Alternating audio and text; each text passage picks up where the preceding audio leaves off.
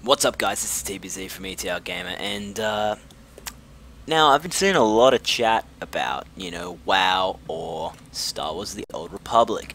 Now I just want to talk about a few things, to compare the two MMOs. Both amazing games. Now, you've got to give credit to both companies. I mean, let's start with Blizzard. They've got a lot of history. I mean, they've got their three franchises: the Diablo, World of Warcraft, and Warcraft in general, and then StarCraft. So, thing is, with Blizzard, they're an amazing company. I respect them 100%. They are awesome. They're one of my top gaming companies of all time. I think they've done a great job with everything they've done. They've controlled the MMO, I guess, genre for I don't know how long, 7 years now or so, and they've done a bloody good job of it. But now's coming this new MMO, which is Star Wars: The Old Republic, and can I say I applaud BioWare for their job with this game. It is amazing, and I just want to go through a few things, comparing the two, I guess, and just running over the things that are good for each one, and kind of helping with the choice to play either game. I mean, I've played WoW for a long time before I touched this game, obviously because it's only just come out. But yeah, I just want to touch on a few points and see how it's going. I'm currently playing Old Republic quite heavily, and it's a very fun game, loving it. So let's jump into it. So the first obvious thing I want to point out is how Star Wars: The Old Republic has such a heavy campaign feel to it. Sorry guys, just gonna check something. Whoa! And the thing with that is what I love. I mean, BioWare have been the notorious bloody kings of storytelling with Mass Effect, Dragon Age, but Mass Effect, and now Star Wars: The Old Republic is awesome. I just can't get over the awesomeness of this game, which I will just throw in quickly that I'm just currently playing on a bounty hunter, just for a little bit of interest in terms of gameplay while I talk about this this current topic. But yeah, campaign feel. So the storytelling in this game is absolutely amazing. You've got 8 classes in total to go and kind of explore and see how the campaign goes, and there's that, and not to mention to be good or evil, and having all those different options available to you, and that just gives the player so many options in terms of where they want to go in the game, how they want to be. I mean, you can be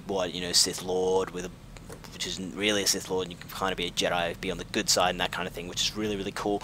And that's the one thing that put it out there, because I love storytelling in games. It really helps, I don't know, envelop me into the game and that kind of thing, and make me want to play to see what's going to happen later, just to add that on with the awesome gameplay is just amazing.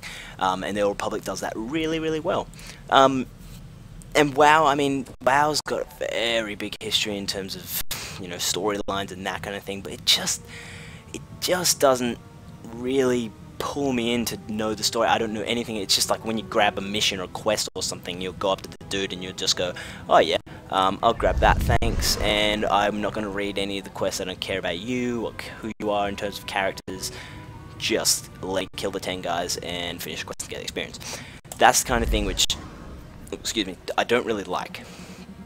Not that I'm saying I don't like the game. The game is amazing, and that's one of the reasons I can commend Blizzard, because personally I play games a lot of the time for story, and you know how it is, the story's good, but if the gameplay sucks, then it's not that great either. And that's the thing with WoW. It's really gotten me into a place where I can play the game not just for the story, but the game itself is actually really fun.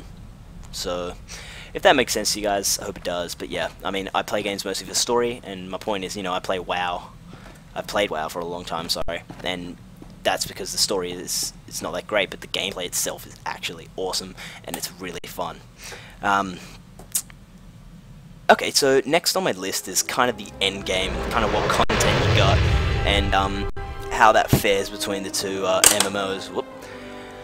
And what I want to go over is, I'm going to say WoW's endgame content. There is a lot of stuff. There is a lot, and they've really built upon the PvP and the raiding really well in the last few years. I mean, at this point, Cataclysm in World of Warcraft has kind of put me a bit off in terms of the raiding side. I mean, Lich King I raided constantly. It was awesome. Burning Crusade, definitely. Karazhan, what else?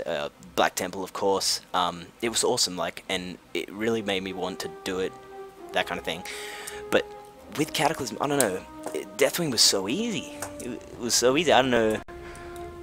I mean, I'm pretty sure for everyone it's really easy. I don't know if that's just me, but I know me and a lot of people I know really found it really easy. But anyway, that's the other thing. You've got all the PvP and everything, and World of Warcraft has just never failed to give enough content to keep the player playing for, you know, months and months, years and years, whatever. And Blizzard have that huge fan base as well to keep people coming in and coming in. And now to see the Old Republic come out with an interesting style of playing the game in terms of endgame stuff. I mean, the PvP is very interesting, and it's completely different because the classes and the moves and what you have to do in the PvP is completely different. I mean, they have Hut Ball. I mean, it's not, to be honest, not the greatest PvP idea, but you know, they're kind of innovative. That was a weird way of saying it. They're very innovative in the way they're kind of bringing in new ideas for PvP, game types, and that kind of thing. I mean, obviously they've got the turret defense one and the progressive, you know, destroying the doors and the force fields and whatnot on the ships and stuff. And yeah, I mean, that thing's really cool to add in. See how it fares. I mean, they've done a really good job. I do like the PvP in Star Wars. And yeah, I mean, the endgame content's probably a lot more in World of Warcraft though, and they've just done a great job of that constantly, and I commend Blizzard for that. But anyway, the next thing I want to go over is character customization. It's a very simple, quick thing I want to talk about because this is my dude here. He's pretty awesome. Only level 18, obviously, so I haven't got any cool gear at this point in the time. But in saying that, in World of Warcraft at a similar level, gear's very, very much the same. It's not as detailed as in Star Wars, and I know they can't really change that because the graphic style of the game can't exactly just be changed up to 7 years, you know. You're not going to be able to do anything about that, but I don't know. The customization and gear differences in the games are kind of big, and I do like the fact that BioWare give you the choice of, you know, body build, facial. I mean, obviously you get the facial, you know, stuff in WoW as well, but you get the body builds, different, you know, sizes, and then obviously because they have the cutscenes, you got the different voices and all that kind of stuff in the Old Republic. So that's I don't know. It's a big point I wanted to go over because it's a very personal thing for the player. So they're going through and they're playing and they're customizing the character just how they want them, and it kind of reflects them in a sense, if that makes sense. But yeah. That's just a small thing I just wanted to go over quickly. Anyway, let's get back to doing what I was doing. What am I going to do? I'm going to grab this guy and taxi it on. At your service, sir. And what's next on my list of topics within these MMOs? Classes. Simple. Classes. That is one of the main things in an MMO, your classes. I mean, Rift came out. That was a decent MMO. It wasn't too bad. Had a great launch. Although, after launch, they had a decent amount of signups. It did really well. Not many signups after launch. They had somewhat an amount of signups. Meh, it was okay. But anyway, I mean, that's why Star Wars is a bit different. It's a bit unique in terms of the game itself. But anyway, I was talking about classes and advanced classes. So to show you this, N is talents in WoW, K it is in Star Wars. I'm going to jump in here and talk about this. So the one thing I love about the Star Wars talent trees and kind of choices you have to make in terms of where you sit and your role within the game, is you have your standard class. So obviously I'm a bounty hunter, and then you reach level 10 and you have the choice to expand to either a mercenary or a power tech. So that's just for bounty hunter, just for people who haven't played yet, but that's kind of your choice at this point. So the thing I like about that is you're not choosing your talents just for that specific class. Is that class has two branched out kind of options that they can go for. So your mercenary is damage and healing, if I'm correct, I believe, yes, and then the power tech can be tank and damage kind of thing. So you have like two different options, which is really cool. And based on if you're those two different advanced classes, power tech or mercenary in this case, you know, you've got different moves that you'll unlock as you go and all that kind of thing, which is really cool and a clever idea by BioWare. I do love that. which is awesome, but not to say that this talent specifications layout looks very similar to WoW's, and I don't really see any other way of doing it, and it's very clear and easy to use. I mean, WoW did a great job of that. So commending Blizzard once again. That's one reason why they've freaking controlled the MMO world for 7 years. But anyway, that's cool. So as you can see, I'm specking into damage here, which is Arsenal. Pretty decent. Okay, so yeah, I mean, that's one really cool thing about Star Wars. I mean, WoW definitely still does it really cool, and very similar in a lot of ways, which, well, I should say Star Wars does it similar to WoW in a lot of ways, because obviously WoW's been out for so long. Anyway, next thing I just wanted to quickly jump on, doesn't really have too much relevance to WoW, it's more about Star Wars, but launch. Was it successful? Was it not successful? How many people did they have coming into the game? What did they got? BioWare did a really good job of just kind of getting people involved before the game was even released. A long time before, they had, you can make a guild, you could get people recruited into your guild before the game's even out, and then the guild will be made when the game comes out, which is really cool. The launch was extremely successful. There's a YouTube clip which is really cool. It's like a freeze time kind of launch day thing where they have the Sith and the Sith Empire dudes and the Jedi kind of fight each other with their Force FX lightsabers out in I'm gonna say Times Square. I don't know. I could be wrong. Yeah. Anyway, correct me if I'm wrong, but yeah, they have them and they fight a bit and then they freeze on the spot for a while, and then they kind of just like deactivate the lightsabers and walk away. It was really cool. That's a sick video. You should check it out. Just go YouTube, like, I don't know, Star Wars Old Republic launch day. Anyway, it's really cool. It's like a 2-minute video. Yeah, and the other thing, the game has been released in the US, obviously, which was 23rd, I'm not sure, can't remember. I'm in Australia, so it actually hasn't even been released in my country yet, but we'll get to that. But yeah, it's only been released in the US. Maybe I should know this before I go ahead and talk about it, but what can you do? I better get running along as well. Well, it's not been released in all countries yet, let's just say that. And they've got, in the first 3 days of release, over 1 million signups. And we have read a lot of articles of how WoW is slowly depreciating its signups. A lot of players have stopped playing, and all that jazz. But what we can say for Star Wars is a very successful launch. Over 1 million signups is amazing, and it's not even been released everywhere. We know Blizzard do a lot of worldwide releases. They're going to be doing the same with Diablo 3, which obviously cannot wait for, because that'll be awesome. And yeah, I mean, that kind of thing is just saying, you know, the game has just got so much more to come in terms of signups and that kind of thing, because it's not even been released everywhere. So, you know, I mean, obviously Australia's still to come. They're working on the Oceanic servers, which is one specific thing that I will jump on a bit later in this video. And they still got plenty of other areas or zones to kind of cover and get people signing up to the game, which is really cool. Okay. In saying that, you know, Star Wars has a huge fan base. I mean, obviously there's heaps of people who've always loved Star Wars, and if you're into an MMO, you're going to jump on top of the Star Wars, because it's Star Wars, it's an MMO. Yes, please. Which is kind of my story, I think. I was very much into, I'm very much into Star Wars. I love Star Wars, and I played WoW for a while, so clearly I'm into MMOs, so yeah, I mean, why not? So I did give it a shot, and it's pretty cool. As you can see, I'm just awesome right now, just shooting my guns. But yeah, that's one thing that I think is really cool. The fact that they've just jumped on the Star Wars universe. It has such a huge fan base, and there's so much room to tell stories, which BioWare do a great job of. So yeah, I mean, if you like Star Wars, play the game. Then there's the big thing. I'm going to jump on the big thing, which is the gameplay.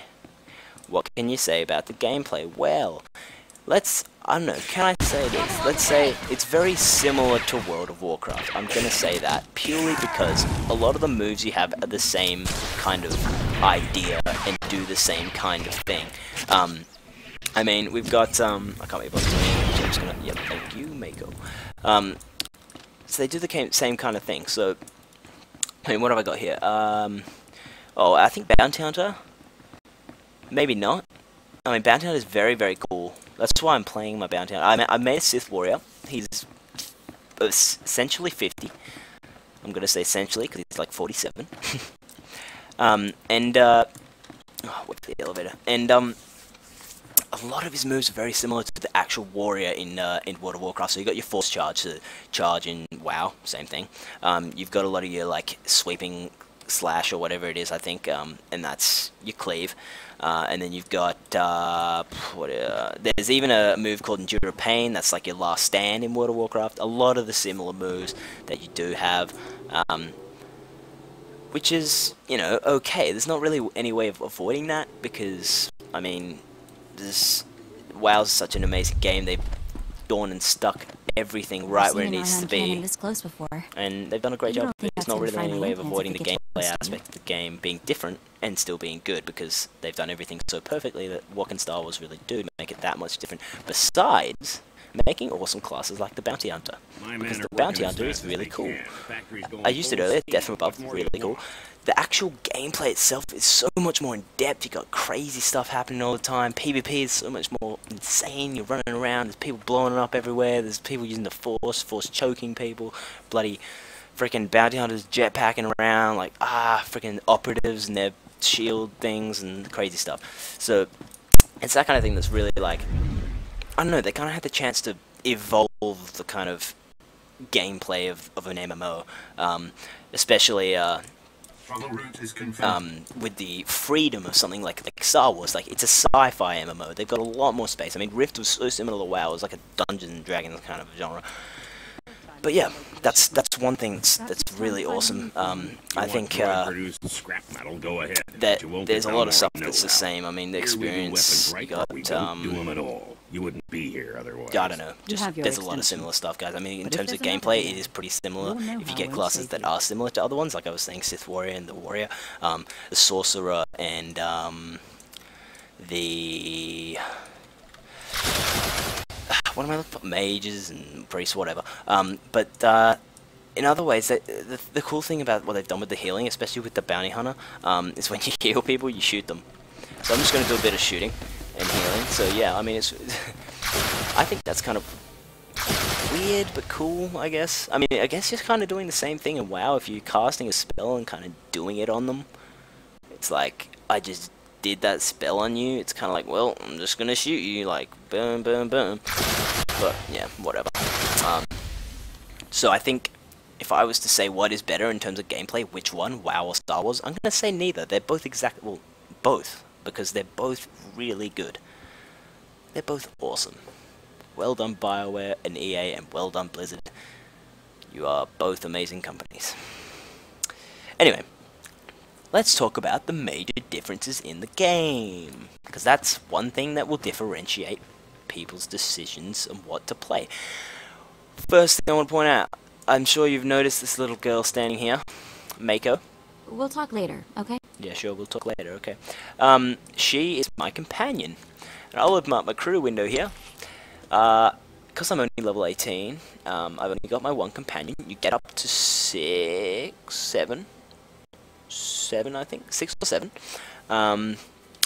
And this is like your little droid you have in your starship, which is all well and good. But companions are the biggest difference in this game compared to WoW. I mean, you do have your little pets following you around in WoW, which is cool.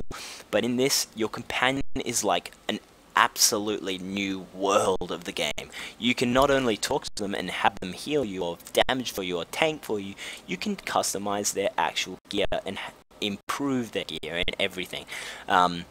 It's more or less like you're playing twice. It's like, yes, awesome. And then you have your affection with that companion, which is like, do you love me?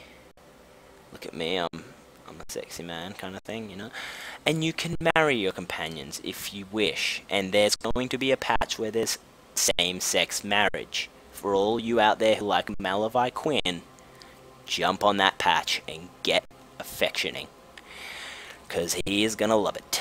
But companions are the best addition to a game I've ever seen. They're so cool. it's awesome to have this ability to kind of just have someone with you. You know, it's a bit frustrating. You're walking around and wow, kind of leveling up. I've got my freaking rogue and I'm stealthing and killing. With this, I'm like, I've got my bounty hunter, I've got my jetpack, I've got my fucking companion with me. She's all like, yeah, what'd she say? She says, Following your lead, as always. following your lead as always. Like, yeah, of course you are. And it's like, I have a friend. And let's face it, not many people who play MMOs are gonna... Well, let's take a step back. You do have friends. That's not what I'm saying. When you're playing the game... There's not much time you're going to have friends around at that point. But anyway, I know, I don't have friends right with me right now, but you know what? Let's just stop. Let's stop right there. My point is, companions are awesome.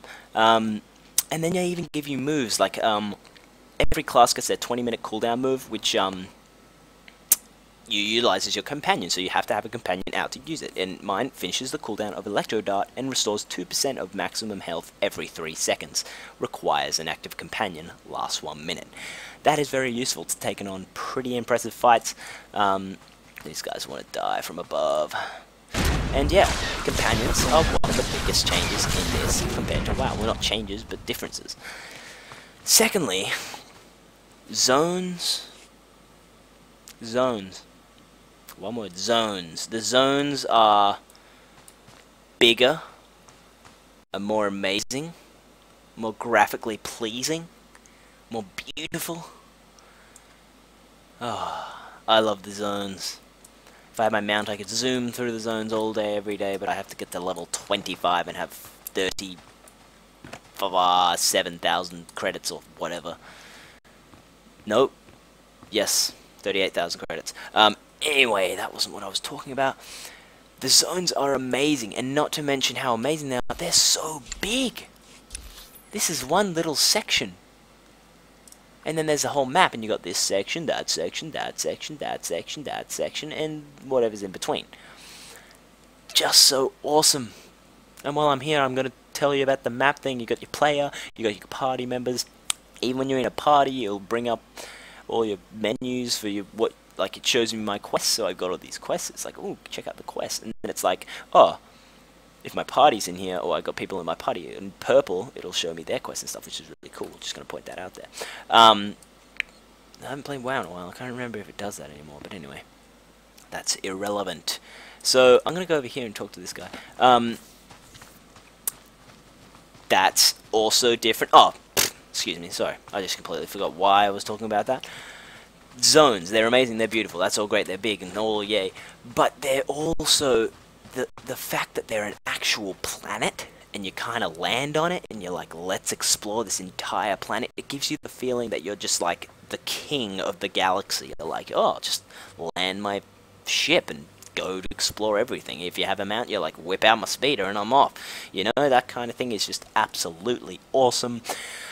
And, yeah, the zones are really cool, and that brings me to my next difference, is starships. It's like, wow, you have your mounts, and your griffins, and flying lions with scorpion tail dudes for horde, and you fly between the zones.